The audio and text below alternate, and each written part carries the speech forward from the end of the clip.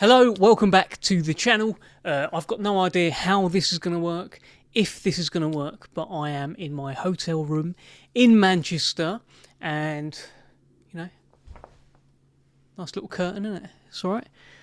It's alright, it's not too bad, but yeah, that's why there aren't the usual wonderful settings which all of my lovely viewers are used to.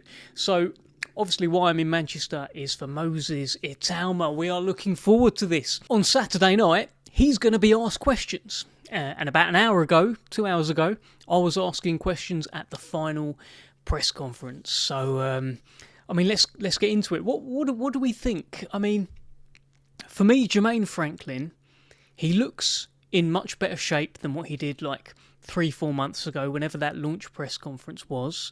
I feel like the delay has benefited him.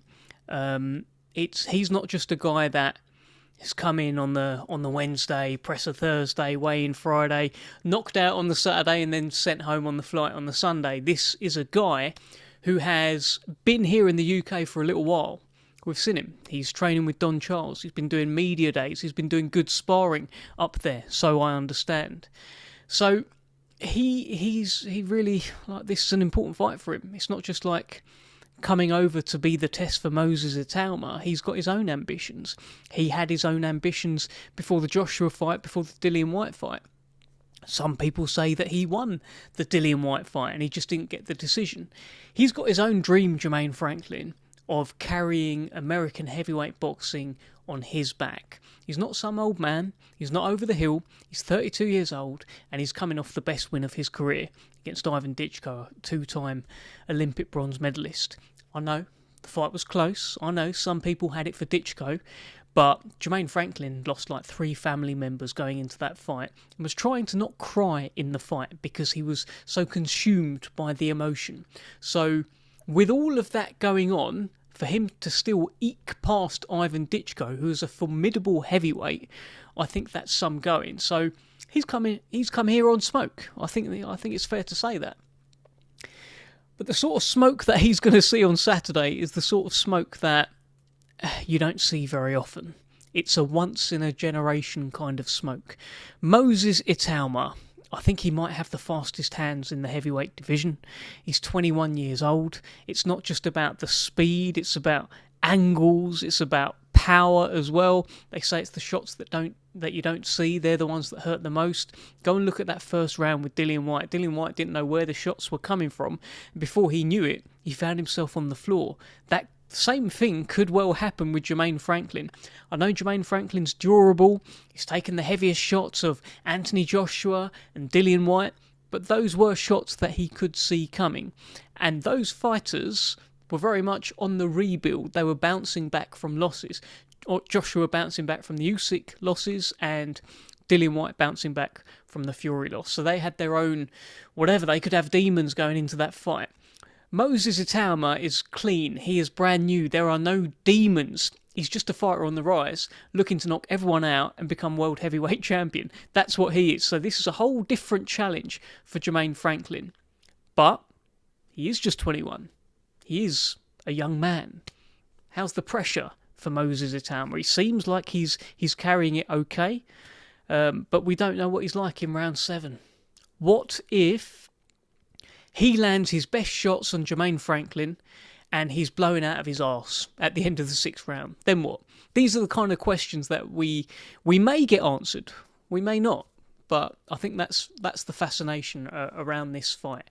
And yeah, the press conference was good fun. Split it into 3 press conferences because it's a Magnificent 7 show and there's so many magnificent fights.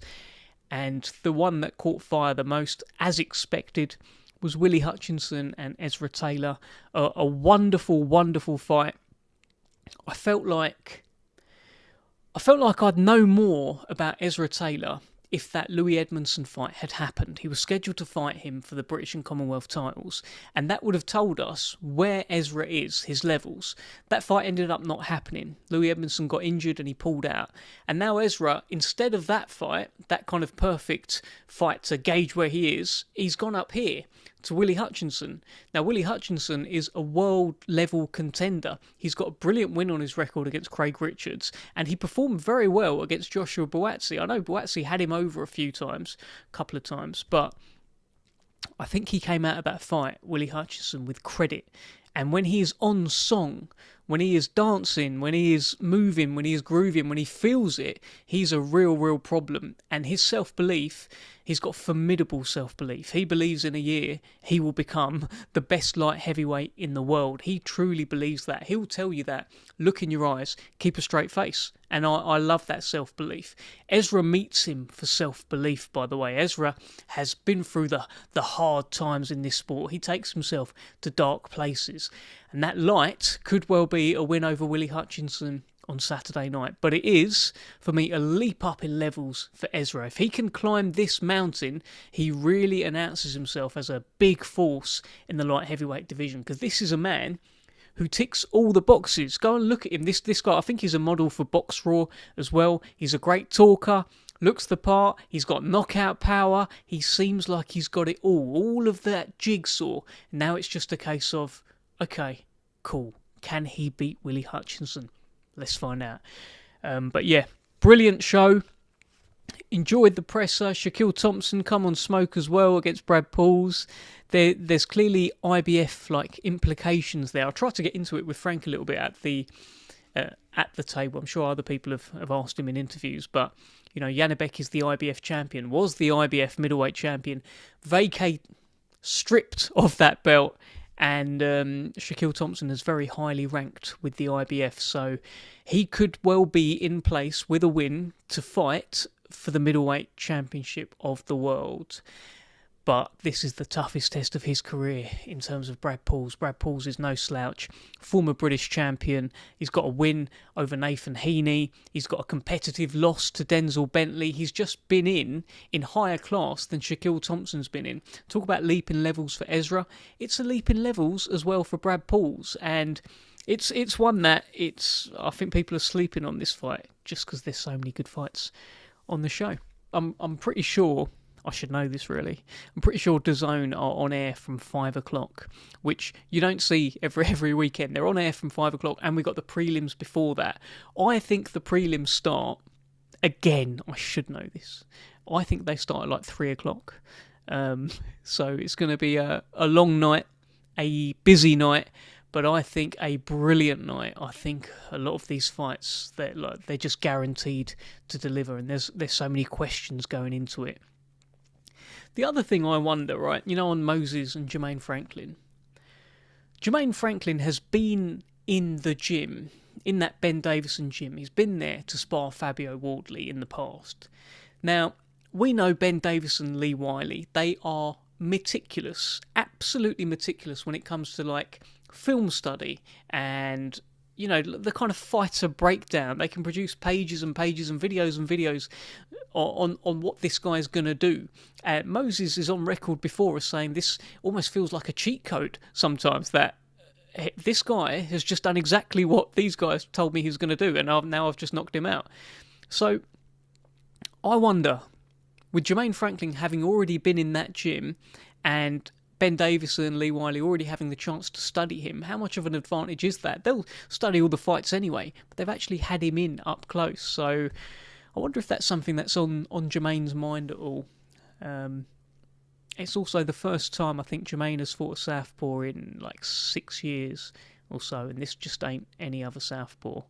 I'm looking forward to it. I'm looking forward to questions being answered on Saturday. I like Jermaine Franklin.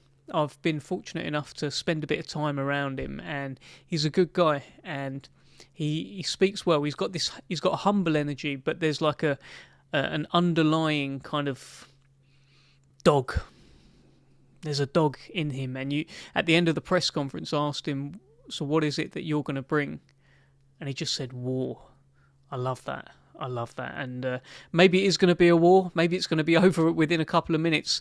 I don't know, and that's the fascination. Make sure you all tune in on Saturday. I might do another little video tomorrow, but I thought I'd give you my instant reaction to having hosted the Moses Itauma Jermaine Franklin press conference. Yeah, all right. Till next time.